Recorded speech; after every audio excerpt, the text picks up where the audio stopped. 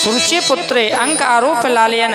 एक बार उत्तानपाद राजा सुरुचि के पुत्र उत्तम को गोद में बिठा करके खिला रहे थे। उसी समय ध्रुव आए। ध्रुव को आते देखा तो उत्तम को पटक दिया, ध्रुव को बिठा लिया, क्योंकि ध्रुव भगवत भक्त थे।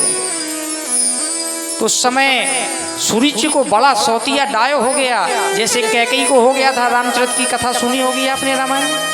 कहीं कौशल्या का पुत्र राम राजा ना बन जाए, तो मंथरा के भड़काने से जैसे कैकेयी ने राम जी को वन मांग लिया 14 वर्ष का वनवास, वैसे ही आज सुरुचि को सौतिया डाय हो गया। कहीं राजपाट उत्तम को ना, ध्रुव को ना मिल जाए।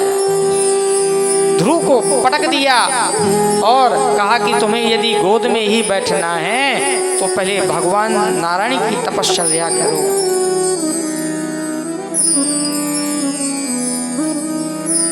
तपसाराध्य पुरुषम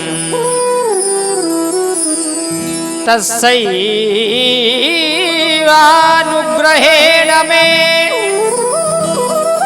सागर्भे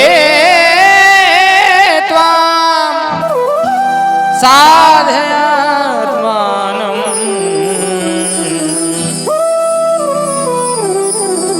यदीच्छसि नृपासनम।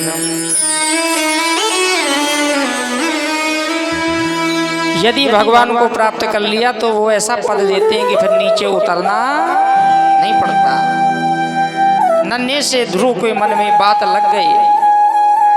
रोते रोते रोते रोते अपनी माता के पास आए और सुनीति माता ने देखा मेरा बेटा रो रहा है, छाती से चिपका लिया। क्यों रो रहे हो बेटा? माता जी ने ऐसा ऐसा कहा है, पूरी कथा सुना दी। सुनीति माता अपने पुत्र को समझाती हैं, देखो ये है माँ, भागवत से सीखिए। कहती है सुनो, अपनी माँ कैसे भी हो माँ ही होती है। को पुत्रो जाए तो कुछ तभी कुमाता न भवती। पुत्र भले ही को पुत्र हो जाए लेकिन माता कभी कुमाता नहीं होती। और अपनी माँ से ज्यादा सौतेली माँ का अधिकार होता है। बोलो राधे राधे। उसने सही ही कहा है, भगवान को पाओ। नन्हे से ध्रुव कहते हैं भगवान कहाँ मिलेंगे, भगवान का क्या पता है।